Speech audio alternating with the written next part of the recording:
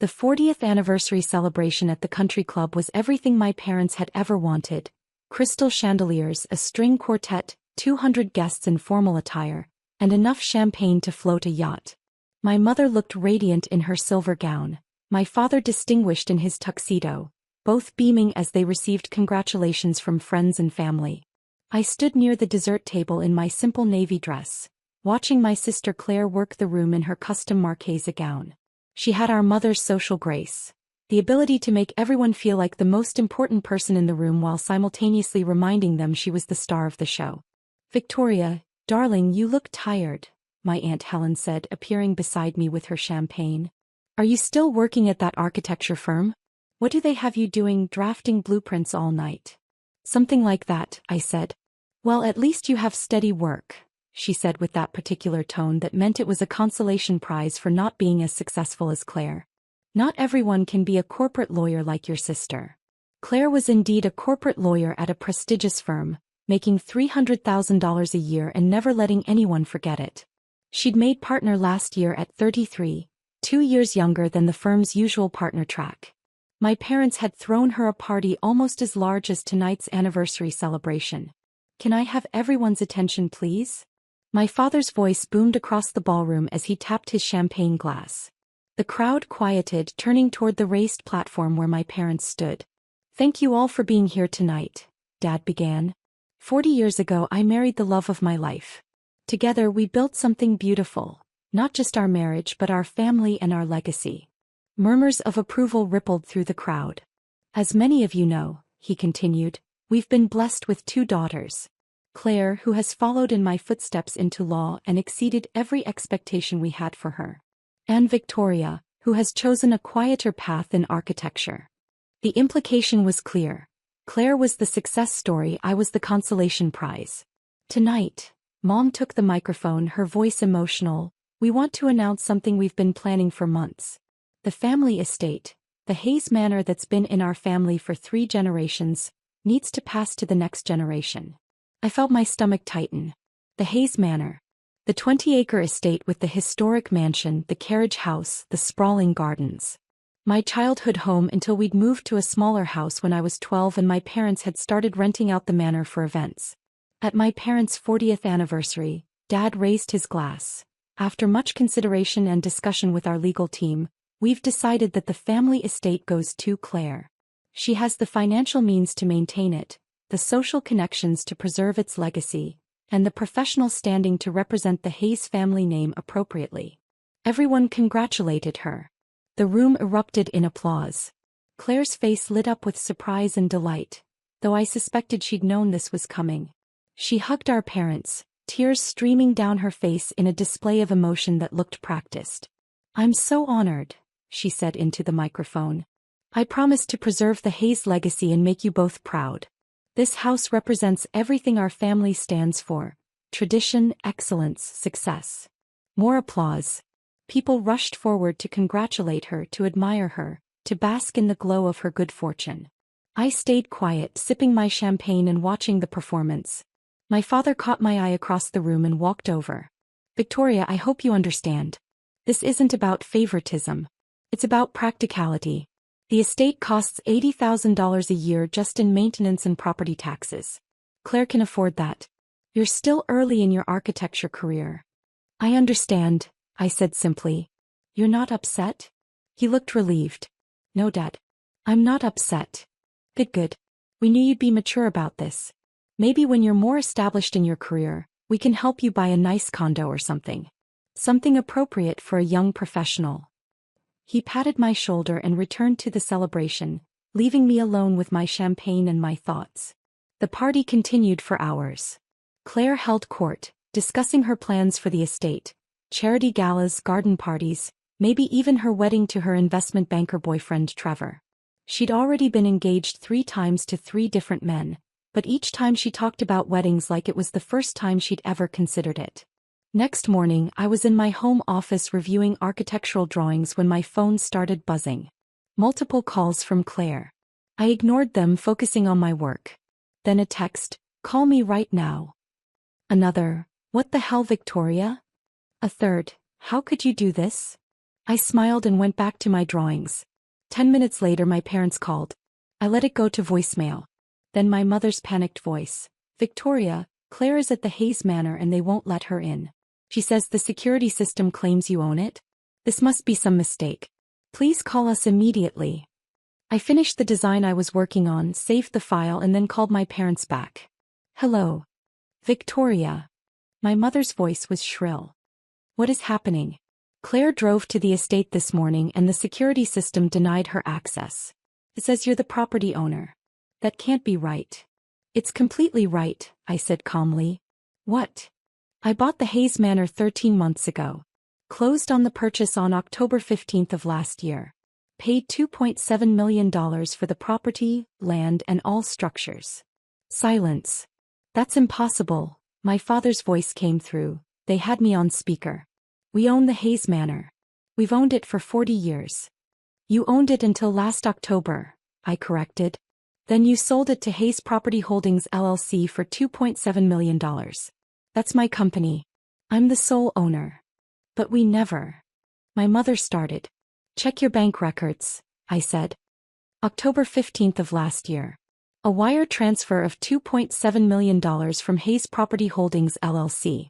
The sale went through your attorney Gerald Matthews. He handled all the paperwork.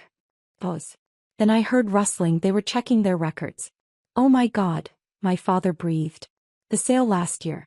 Gerald said we had a buyer interested in the property as an investment. He'd manage it as an event venue and we could still use it occasionally. We thought it was some corporation. It was my corporation. Hayes Property Holdings. I own 17 historic properties across 3 states that I've converted into event venues and boutique hotels. The Hayes Manor was the crown jewel I'd been waiting to acquire for years. But why didn't you tell us? My mother demanded. I did tell you, I said. At Thanksgiving last year, I mentioned I'd just closed on a major property acquisition. You assumed I meant I'd gotten assigned to work on some building project at my architecture firm. You didn't ask for details. You work in architecture, my father protested. I have a degree in architecture, I corrected. I haven't worked for a firm in 8 years. I run Hayes Property Holdings.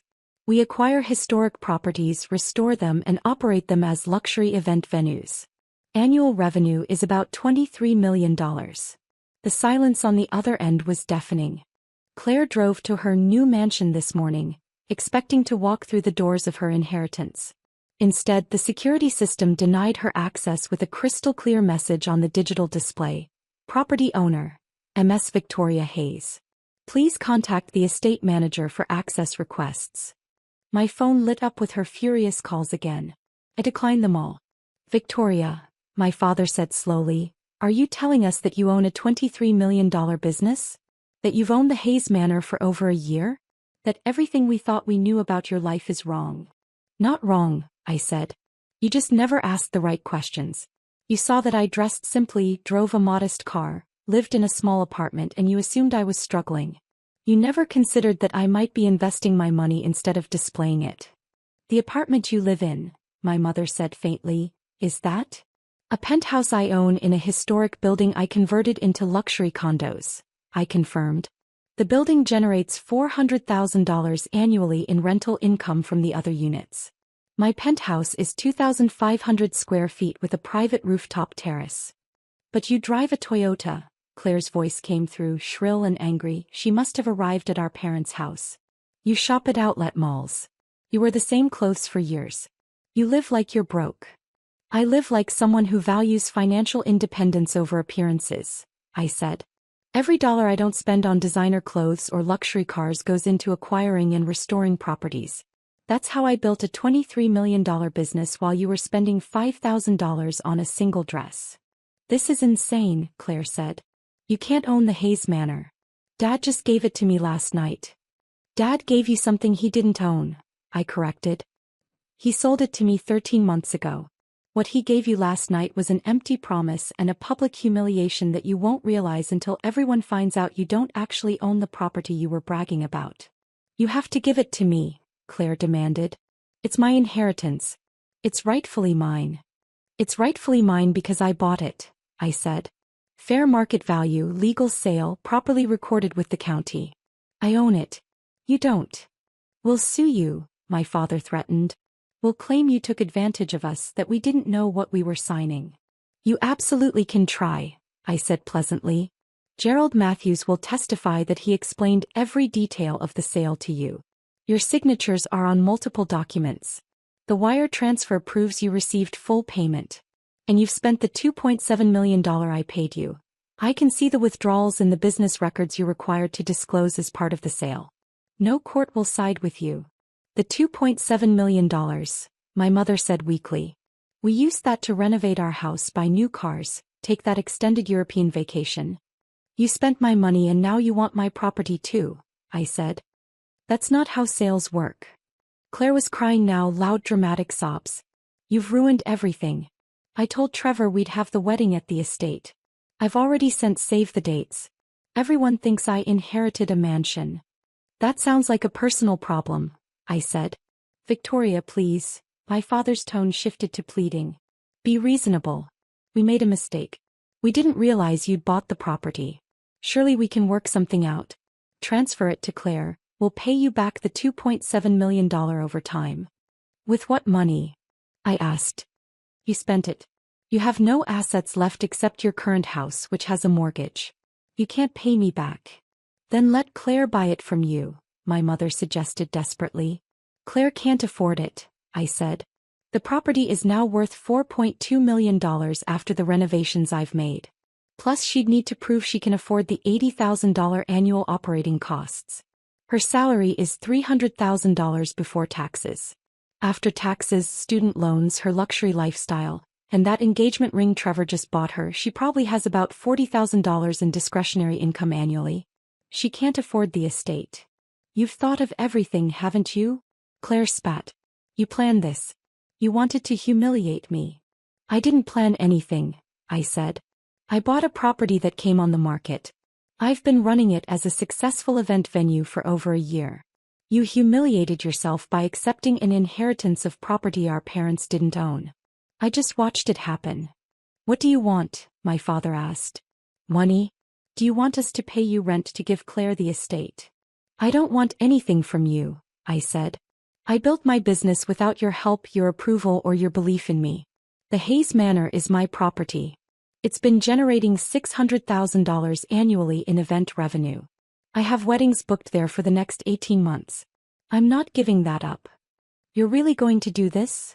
My mother asked, her voice breaking. You're going to keep the family estate from your own sister? I'm going to keep my property that I legally purchased, I corrected.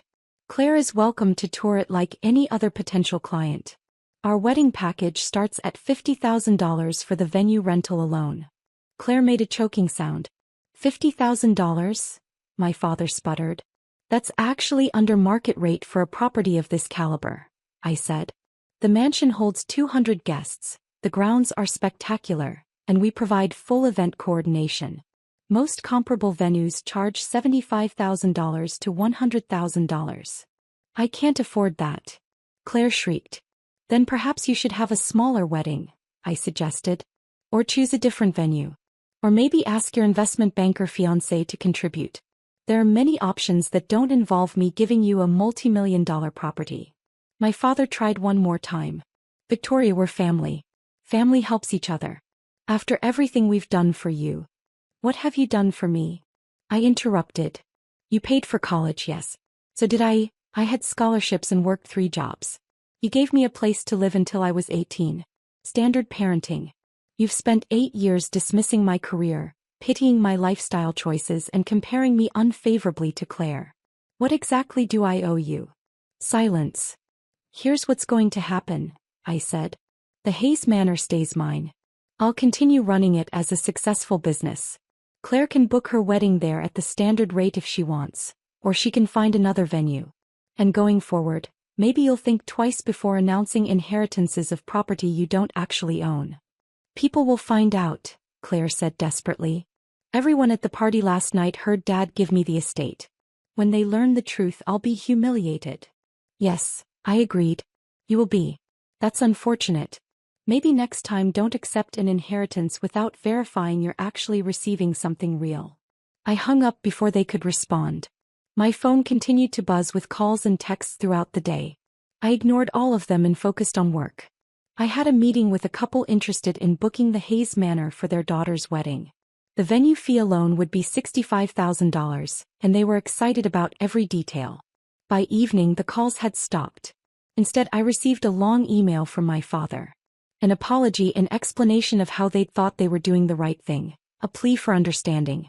Nothing about giving me the estate or acknowledging my success. Just a request that I be understanding about their mistake. I deleted it without responding. 2 days later, my mother showed up at my office, the historic Victorian building I owned that housed Hayes Property Holdings headquarters. "This is your office?" she said, looking around at the restored hardwood floors, the period details, the professional staff moving efficiently through the space. "This is my building," I corrected. "Hayes Property Holdings owns it. My office is on the 3rd floor." She followed me up, silent as I showed her through the space. My team of 12 employees, event coordinators, property managers, restoration specialists. The conference room where we planned events at 17 different properties. The design studio where we created custom event experiences. "I had no idea," she said finally. "All these years we had no idea." "You had every opportunity to know," I said. "You chose not to see it." "Can we start over?" she asked. "Get to know your real life? Your business?" "Maybe," I said. "But not by giving Claire the Hayes Manor. That's mine. I earned it." She nodded slowly. "I understand. And Victoria, I'm proud of you. I should have said that years ago." "You should have," I agreed. "But thank you for saying it now." She left and I went back to work. The Hayes Manor continued to thrive. Claire eventually booked a different venue for her wedding, a country club that cost half what my estate would have. And every time I walked through the doors of the mansion where I'd spent my childhood, I smiled. Because it wasn't my inheritance. It was my achievement. And that was worth so much more.